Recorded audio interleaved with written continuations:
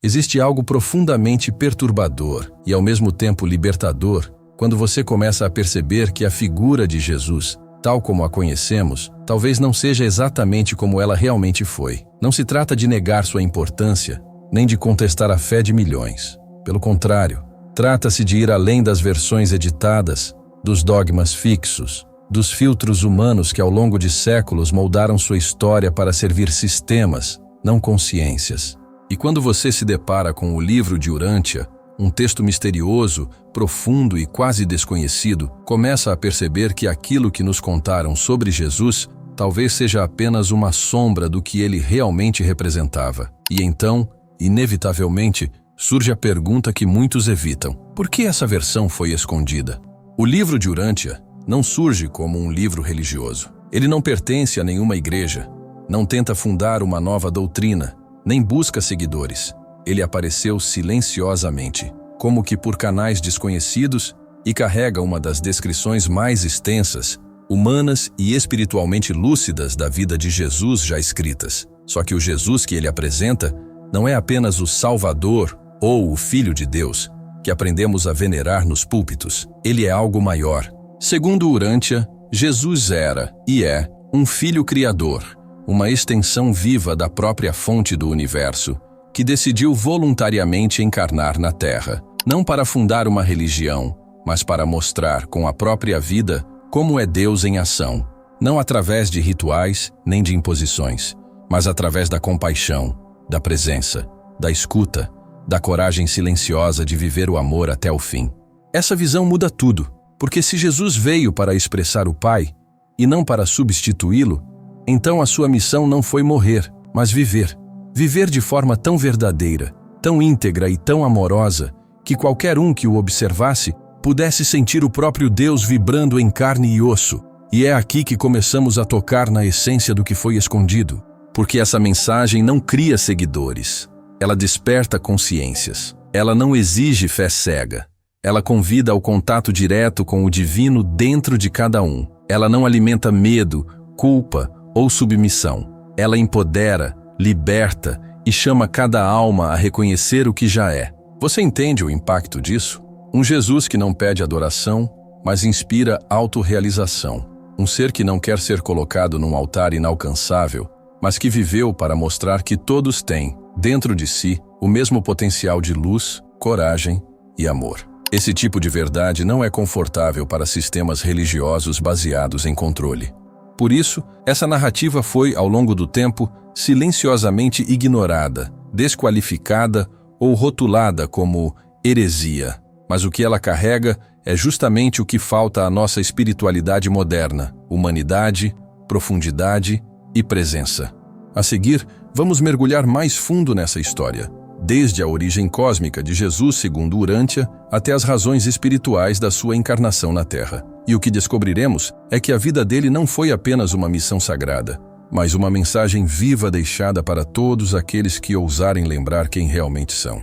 Segundo o livro de Urântia, Jesus, cujo nome original no universo seria Micael de Nebadon, não foi apenas um homem especial. Ele era um filho criador, uma espécie de extensão ativa da fonte suprema, designado para governar um universo local composto por bilhões de mundos habitados. Dentro dessa cosmologia ampla e silenciosa, os filhos criadores são enviados para aprender, guiar e, por fim, tornar-se soberanos conscientes dos universos que lhes são confiados.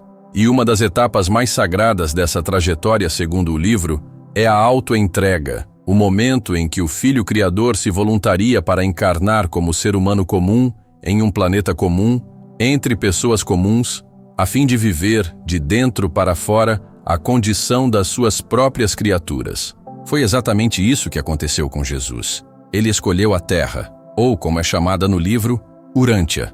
Não por acaso, mas justamente por ser um planeta desafiador, espiritualmente fragmentado, ainda preso em crenças limitantes e marcado por sérias distorções sobre Deus. Era o lugar ideal para realizar sua sétima e última autoentrega. Mas diferente de muitas imagens religiosas que nos mostram um ser glorificado desde o início, o que vemos em Urântia é um Jesus extremamente humano, que nasce como qualquer outro bebê, sem lembrança da própria divindade. e que vai pouco a pouco se despertando para quem realmente é, ao mesmo tempo em que vive, sente e sofre como qualquer um de nós.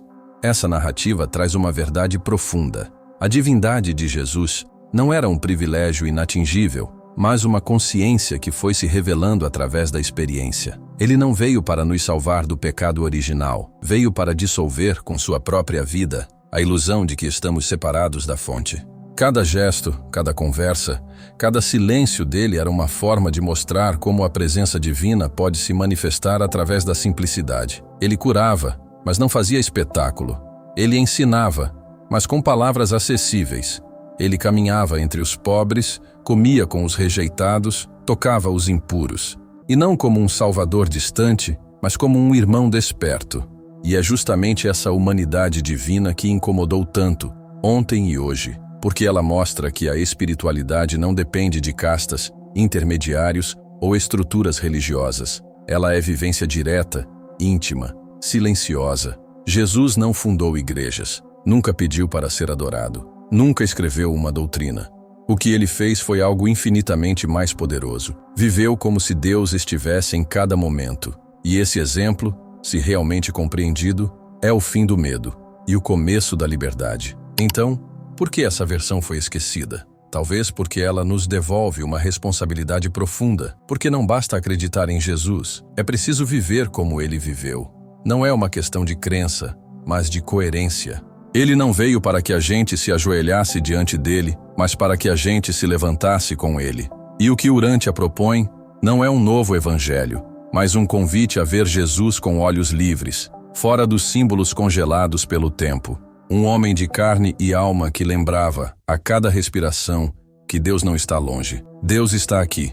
O que mais impressiona ao mergulhar nas páginas do livro de Urântia não é apenas a origem cósmica de Jesus, mas a forma como ele viveu a experiência humana em sua plenitude, com dignidade, sensibilidade e propósito. O livro não trata Jesus como uma figura sobrenatural distante, mas como um homem profundamente presente, que passou pelos mesmos dilemas, angústias e buscas que qualquer outro ser humano.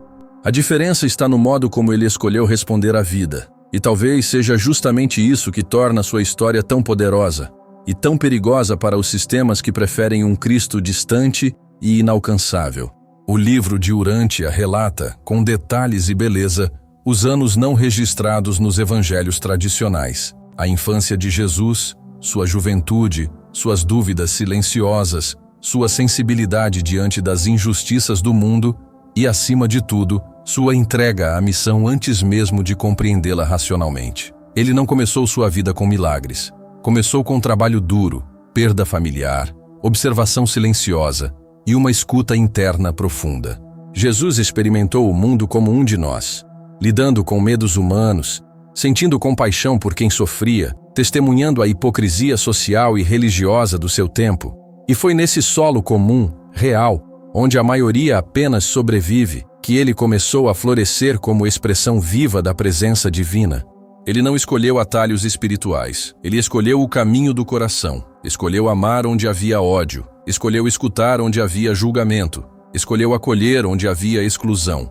E talvez a maior prova da sua consciência desperta tenha sido a forma como tratava os considerados menores, crianças, mulheres rejeitadas, doentes, estrangeiros. Em cada um deles, ele via o reflexo do Pai, não como teoria, mas como experiência viva. Para Jesus, segundo Urântia, não havia separação entre o sagrado e o humano. Tudo era um, e isso se expressava até nos pequenos gestos. O modo como tocava, como sorria, como silenciava diante da arrogância, como enxergava o que ninguém via.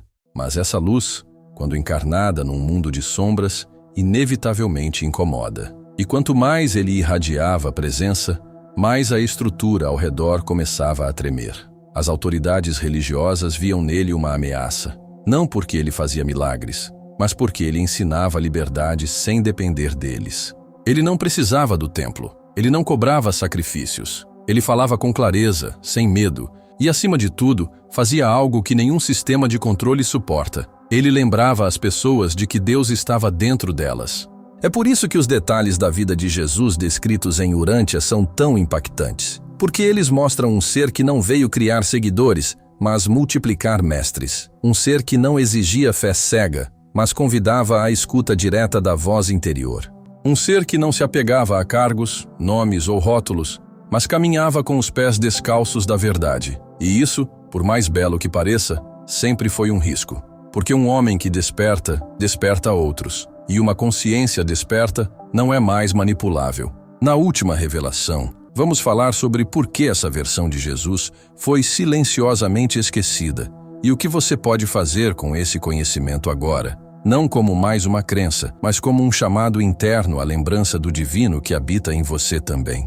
Quando olhamos para a figura de Jesus apresentada pelo livro de Urântia, não estamos apenas descobrindo um novo personagem histórico, estamos reencontrando uma essência que muitos de nós sempre sentiram, mas nunca conseguiram nomear. Um Jesus próximo, real, humano e desperto. Um ser que não precisava de templos para irradiar presença, nem de títulos para ser reconhecido.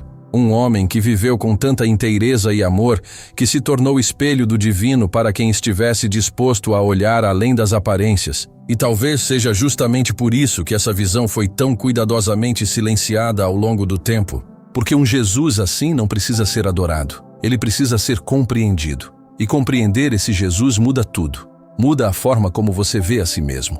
Muda a relação que você tem com Deus. E muda, principalmente, o que você tolera da estrutura religiosa que se apropriou da espiritualidade para manter as pessoas sob medo e dependência. A verdade é simples e por isso mesmo perigosa. Você é filho da mesma fonte que ele. Ele apenas lembrou antes e viveu essa lembrança com coragem, coerência e compaixão. O livro de Urântia revela que Jesus veio mostrar, com o próprio exemplo, o que acontece quando um ser humano escolhe viver guiado pelo espírito interior, quando a vontade pessoal se alinha com a vontade do Pai, quando a verdade não é um conceito, mas uma postura, quando o amor deixa de ser uma palavra e passa a ser a vibração de cada gesto. Jesus não queria que você o seguisse, ele queria que você despertasse.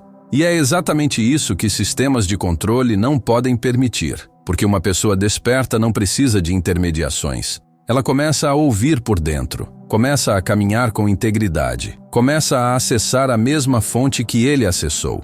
Talvez por isso o livro de Urântia nunca tenha sido promovido, porque ele não cria dependência, ele devolve a soberania espiritual a cada indivíduo, ele não oferece promessas fáceis, ele propõe presença, responsabilidade e conexão verdadeira com o divino, e isso não se vende.